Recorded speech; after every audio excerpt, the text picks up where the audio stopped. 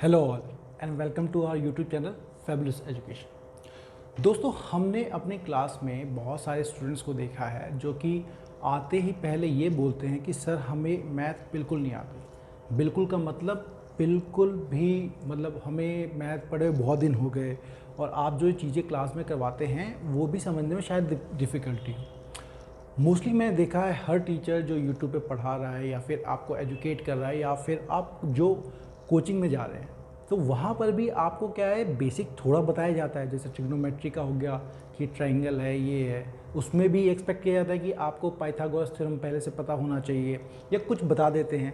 लेकिन उसके बाद फिर एलसीएम आता है, एचसीएफ आता है या फिर ग्रेटेस्ट नंबर होते हैं।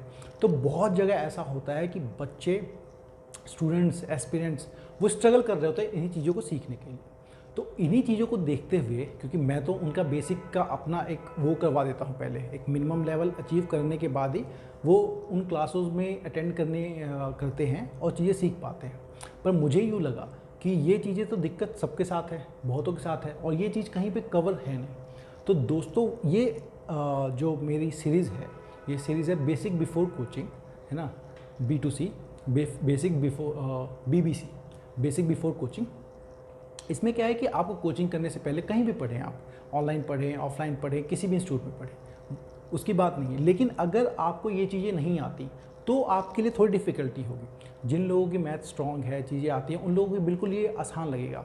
लेकिन यकीन मानिए, बहुत सारे स्टूडेंट्स हैं जिनके लिए ये एक चीज़ होना भी एक काफ़ी मुश्किल चीज़ है। तो मैं अपने BBC बेसिक बिफोर कोचिंग से पहले कोचिंग में मैं ये सारी चीज़ें कवर करवाऊँगा।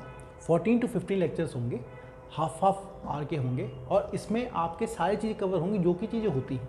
बहुत ही छोटी दिखती होंगी लेकिन आपको समझ में आएंगे।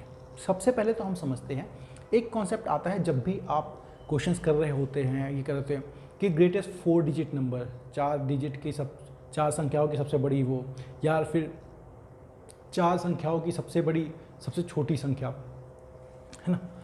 तो आप इसमें क्या है, देखिए आप इस बात को समझिए। अगर उसने आपको बोला कि दो डिजिट की सबसे बड़ी, मतलब आपको दो चीज़ें आप लिखनी है।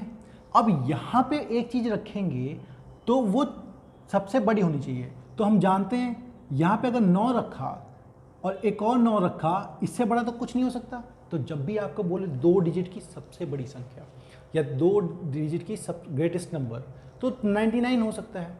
वैसे ही अगर आपको उसने बोला कि 3 डिजिट का, तो वो आपका 99 हो, 999 होगा। 4 डिजिट का ये होगा।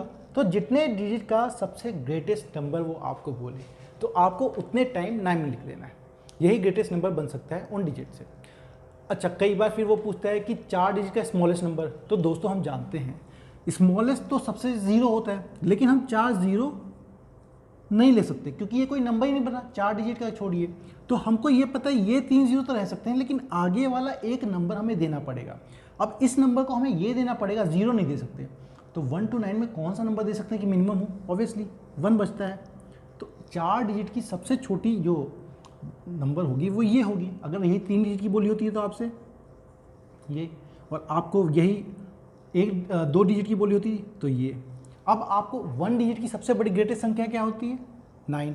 एक ही डिजिट की सबसे बड़ी, 9 से बड़ा कुछ नहीं हो सकता सिंगल डिजिट का, क्योंकि आप कहेंगे 9 से बड़ा 10 है। 10 तो 2 डिजिट का हो गया ना। तो अब आप देखिए कि जो ग्रेटेस्ट, एक चीज़ समझिए, जो ग्रेटेस्ट सिंगल डिजिट नंबर में, सिंगल डिजिट जो कि आपका ये 9 है, इसमें मैं 1 जोड़ दूं तो वो 10 हो जाता है। तो ये क्या बन जाता है आपका? स्मॉलेस्ट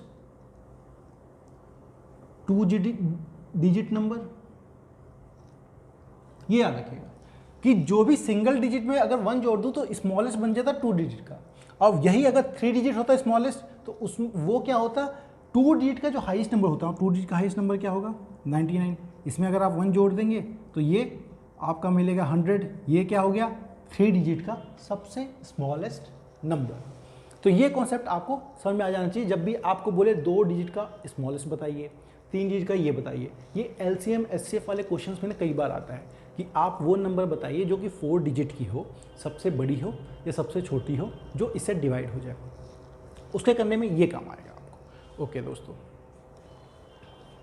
अब हम थोड़ा ये समझते हैं कि जब डिजिट की बात करते हैं तो इन डिजिट को लिखते कैसे हैं। जैसे आप लोगों ने ये प्रॉब्लम फेस किया होगा, मैं आपको बिल्कुल बेसिक बताता हूँ।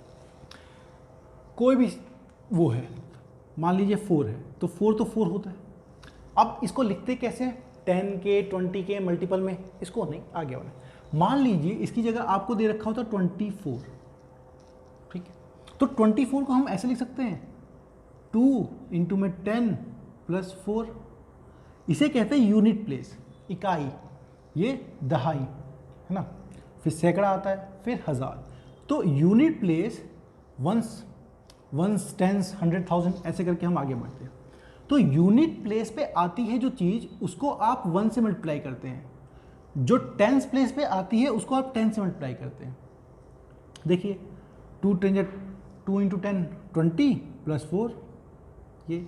अब ये आपको लग रहा होगा बिल्कुल ही बच्चों वाला, लेकिन नहीं। कई बार आपसे सवाल पूछा जाएगा ना कि कोई 2 डिजिट का नंबर है, तो टीचर हमेशा मान लेता है 2 डिजिट का नंबर है। तो 1-2 एग्जाम्पल और समझा देता हूँ, फिर करते हैं।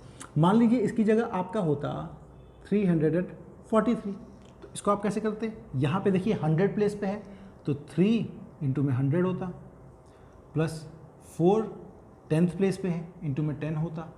ये 1st प्लेस पे है, तो 3 इंटू 1 होता। ये लिखते हैं, बिल्कुल बच्चों वाली क्लास में सिखाया जाता है, पर हम भूल गए, इसलिए आप सीख लीजिए। अब हम लोगों को इसका इस्तेमाल कहाँ करते हैं, कई बार हम लोगों को बोला जाता है कि 2 डिजिट की कोई नंबर है। अब वो नंबर टीचर कहता है कि ले लिया जी XY नंबर। अब वो नंबर ऐसे नहीं लिखता, वो नंबर लेता है 10x प्लस y। फिर कई बार आपसे बोला जाता है कि उस नंबर को रिवर्स कर दिया तो फिर टीचर ले लेता है 10y प्लस x।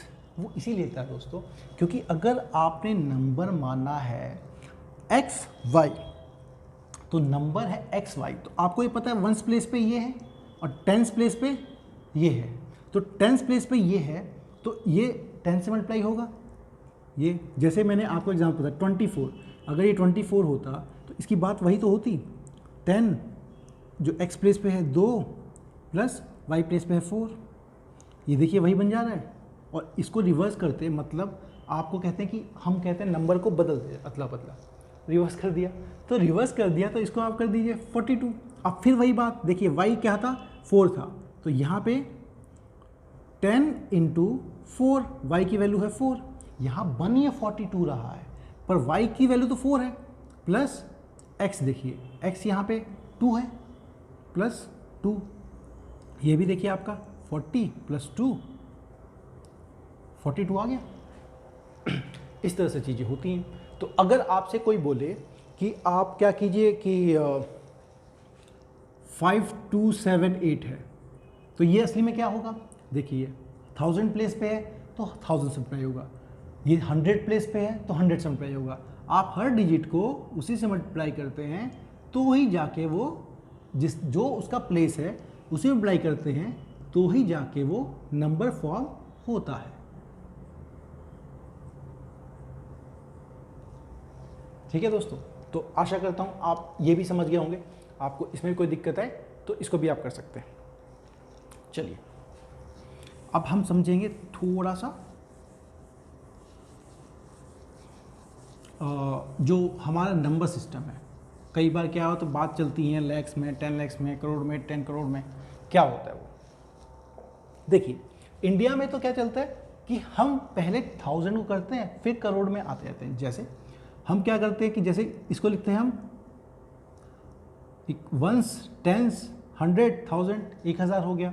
अब हम क्या करते हैं, मान लीजिए ये होता तो ये 3 के बाद हो जाता है 1000 और ये यहाँ पे 10,000 है ना, 1s 10s 100 1000 10,000 10,000 में मतलब ये 10,000।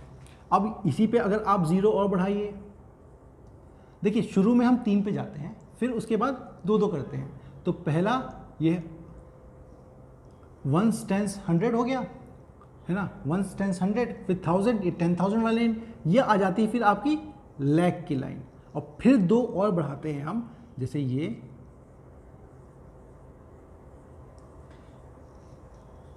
तो ये आपका बना, ये 10,000 वाला बना, ये लाख वाला बना, सॉरी ये 1000 वाला बना, ये लाख वाला बना, और यहाँ पे फिर आ जाता है हम करोड़। लेकिन क्या है कि आपने फिर सुना होगा मिलियन, बिलियन, ट्रिलियन। तो अब जैसे हमारी इकोनॉमी 5 ट्रिलियन की करने का वो कोशिश की जा रही है, इंडिया की जीडीपी को 5 ट्रिलियन कर दिया जाए। तो बहुत सारे बच्चों को ये मिलियन ट्रिलियन में भी कन्फ्यूजन होता है। तो आप मिलियन ट्रिलियन का समझिए। पहले तो अगर प्रैक्टिस के लिए करना है तो आप ऐसा कीजिए, ये लिख दिया मैंने 5 2 4 8 9 6 3। बताइए कितने टर्म्स है। सिंपल, यहाँ पे कॉमा लगाएंगे, फिर 2 के बाद कॉमा लगाएंगे, 52 आया। तो ये कौन से टाइम में आया, लाख वाले में। तो ये हो गया 52,48,963। बिल्कुल बेसिक है, कुछ लोगों को बहुत आसान लगे, लेकिन हम धीरे धीरे क्या है यही चीज़ समझाते समझाते उस लेवल पे जाएंगे जहाँ के बाद आप किसी कोचिंग सेंटर में बैठिए, आपको हर चीज़ समझ में आएगी। बहुत सारे बच्चों को नहीं आ पाती, तो मैं वही कोशिश करूँगा। आपने 15 लेक्चर देख लिया आपने 30-30 मिनट के, तो आपको हर चीज़ समझ में आएगी। फिर आप ये नहीं कहेंगे कि मैं मैथ में मुझे कुछ नहीं आता, बिल्कुल ज़ीरो से स्टार्ट कीजिए।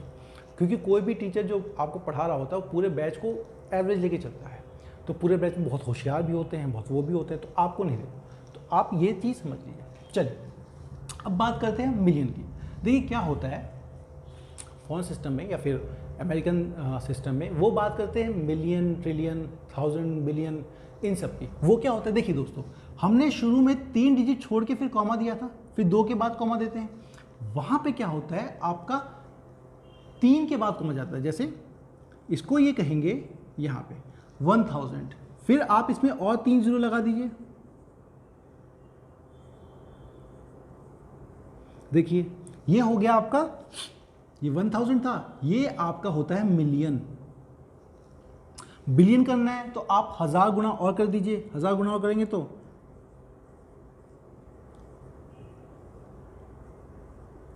ये 1000, मिलियन, ये बिलियन, ये हो गया आपका 1 बिलियन।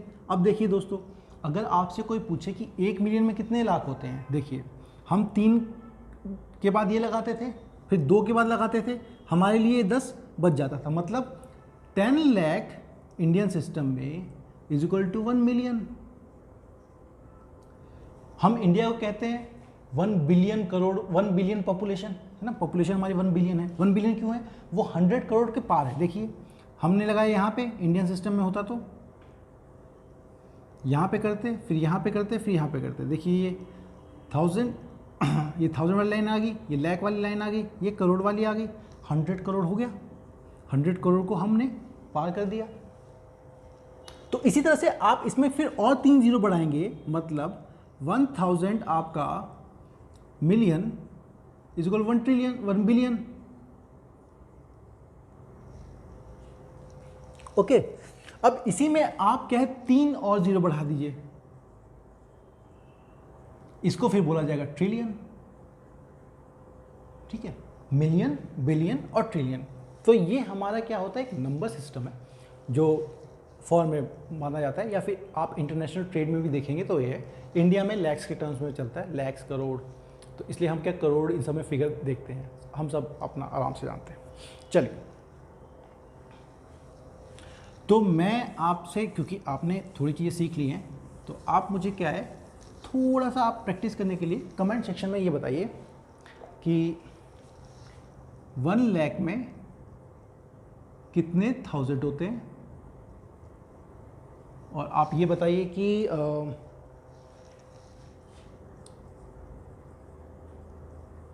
10 मिलियन में कितने आपके लाख होते हैं। ओके, कमेंट बताइए। और 1 बिलियन में आपके कितने, सॉरी क्वेश्चन मार्क है, 2 लग रहा होगा आप लोगों को। 1 बिलियन में कितने करोड़ है, ये आपको मैं नहीं बताऊं, मैंने आपको थोड़ा सिस्टम बताया, आप उस सिस्टम पे चल के इसको पता करिए, इनफैक्ट आंसर कीजिए। देखिए अगर आपको चीज़ें समझ में नहीं आ रही इसमें भी, तो आप इस वीडियो को बार बार देखिए। चीज़ों को बार बार दोहराने से वो आपको याद हो जाती है, वो आपको समझ में आती है। तो इस तरीके से चीज़ चलेगी। ये 14-15 जितने भी लेक्चर बनेंगे आप इनको बार बार देख लीजिए, और उसके बाद ही किसी कोचिंग को ज्वाइन कीजिएगा। देखिए आपको बिल्कुल स्मूथली सब चीज़ें समझ में आएंगी और अच्छा रहेगा आपके लिए। ये आप फाइंड कीजिए, कमेंट सेक्शन में बताइए। चलो,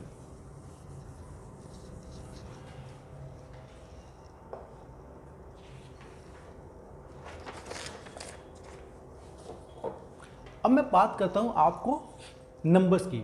नंबर्स भी हमने क्या देखे हैं कि खूब सारे टाइप में बताते रहते हैं, है ना। नेचुरल नंबर है, होल नंबर है, रेशनल नंबर है, इरेशनल नंबर है, प्राइम नंबर है, कंपोजिट नंबर है ना, को प्राइम्स हैं, बहुत सारी चीज़ें होती हैं, सब मिलकर आपको कन्फ्यूज़ करती रहती है। तो मैं आपको सबका एक बार ना बता देता हूँ कौन कौन सी किसको नेचुरल नंबर बोलते हैं, किसको इंटीजर बोला जाएगा, किसको नेगेटिव इंटीजर बोला जाएगा, ये चीज़ें हम समझ लेते हैं। चलिए, तो मैं आपको शुरू करता हूँ नेचुरल नंबर से। प्राकृतिक संख्याएं, है ना, नेचुरल नंबर।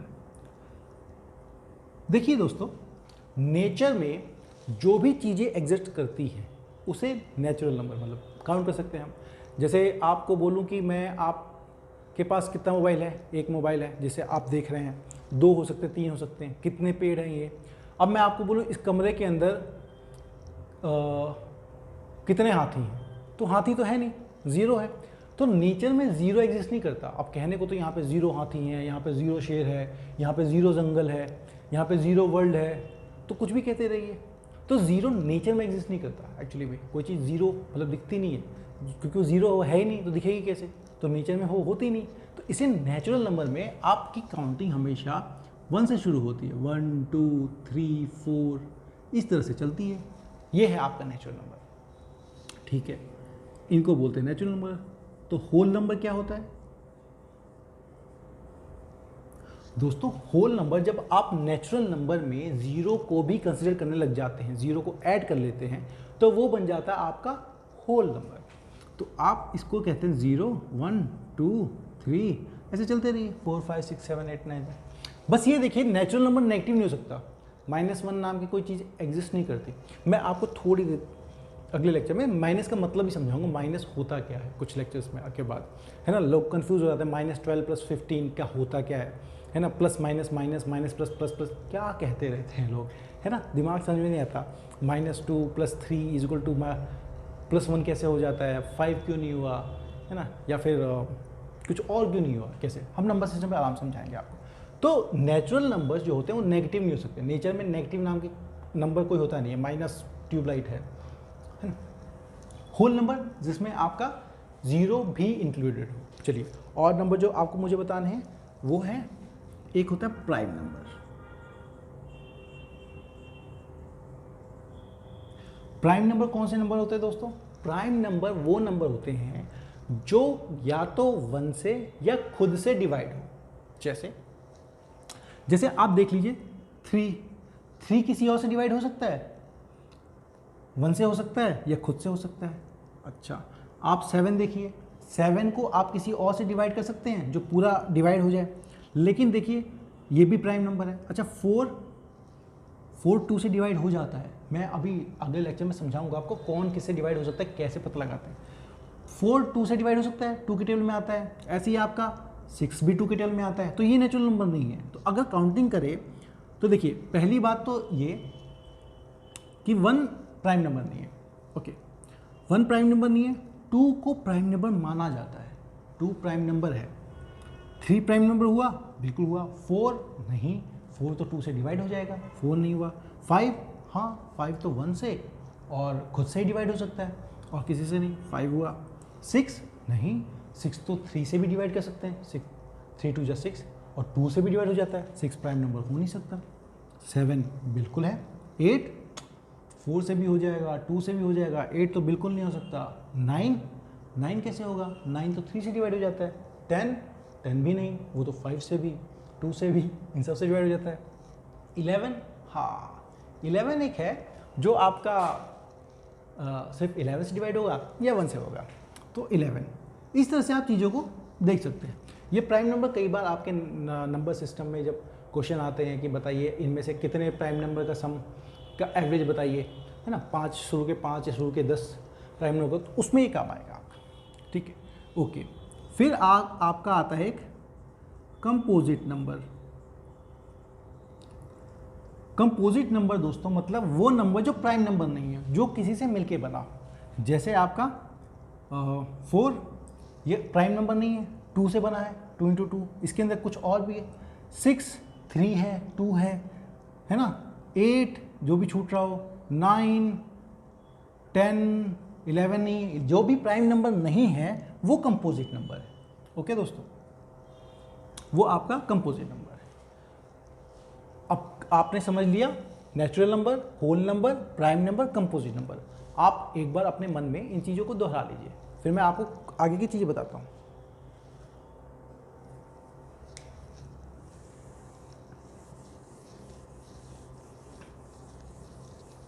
अब हम देखते हैं रेशनल नंबर। रेशनल नंबर क्या होता है ना, आपने सुना होगा रेशनल नंबर।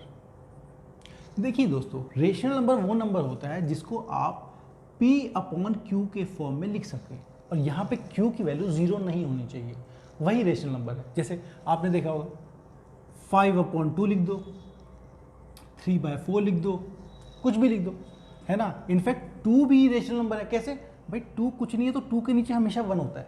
आप 1 से 2 को डिवाइड कीजिए, 2 ही आएगा।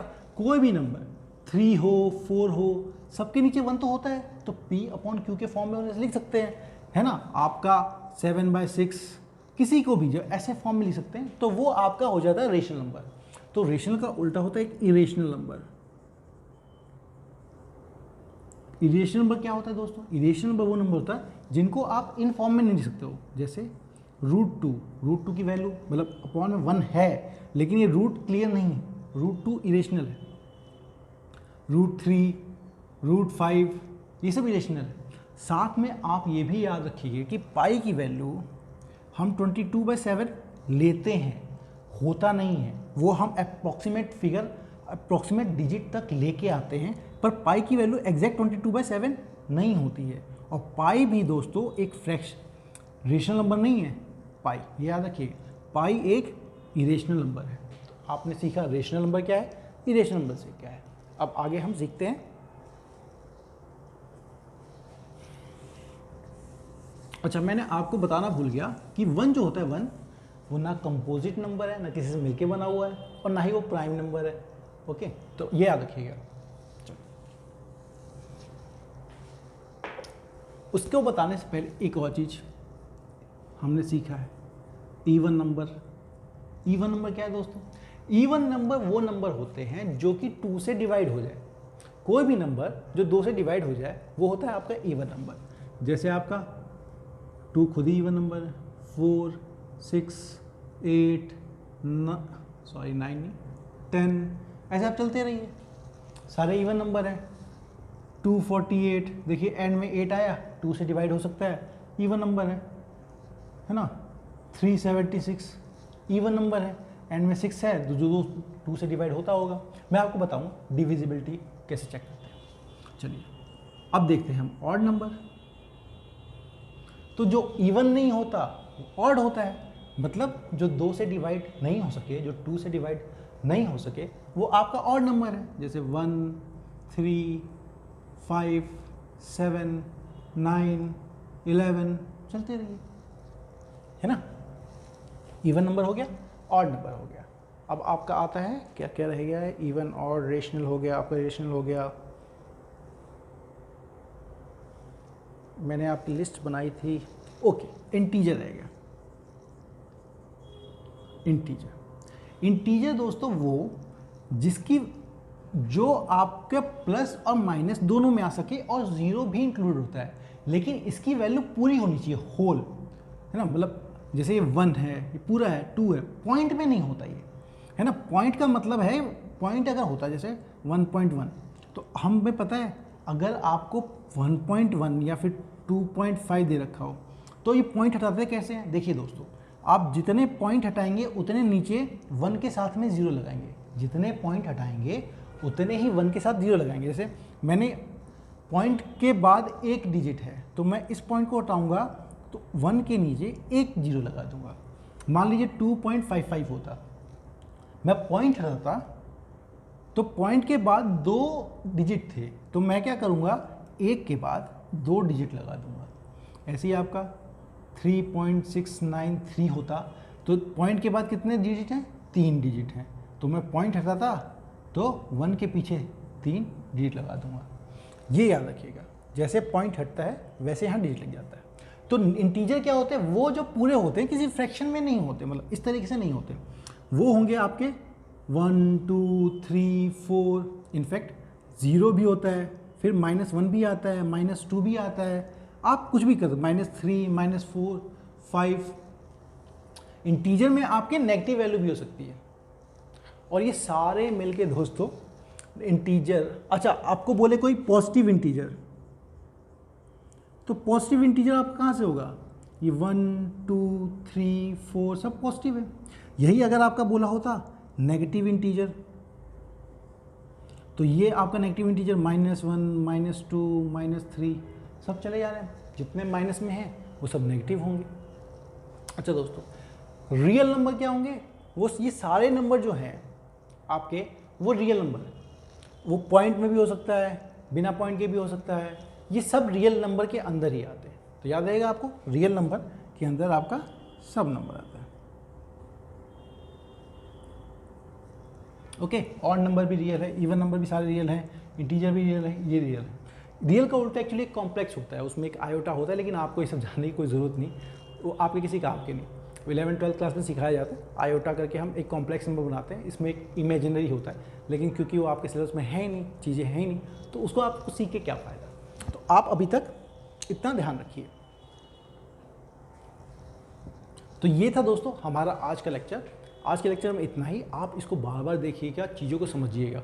मैं आगे और बताऊंगा आपको, डिविजिबिलिटी रूल बताऊंगा, फिर मैं HCF LCM बताऊंगा, है ना, LCM निकालना पड़ता है चीज़ों का, क्यों निकालते हैं, फिर फ्रैक्शन को सम कैसे करते हैं, 2/5 + 3/2, उनको जोड़ते कैसे हैं, फिर इक्वेशन बनाते कैसे हैं, कहते हैं 2x + y की वैल्यू इतनी है, तो बताओ y की वैल्यू क्या होगी, x की वैल्यू क्या होगी, हमेशा आपके ऊपर जाता होगा, बाकियों को लगता है कि आसानी से निकल जाएगा। तो मैं आपको सब चीज़ें बताऊंगा धीरे धीरे करके, 14-15 लेक्चर में हम सब कंप्लीट कर लेंगे। तो आपका लेक्चर जो है ये वाला यहीं कंप्लीट होता है। Thanks for watching us. और आपको अगर ये सीरीज़ अच्छी लगे BBC, तो आप ये बाकियों को भी फैलाइए, अपने दोस्तों तक पहुँचाइए। Thank you and all the best for your exams.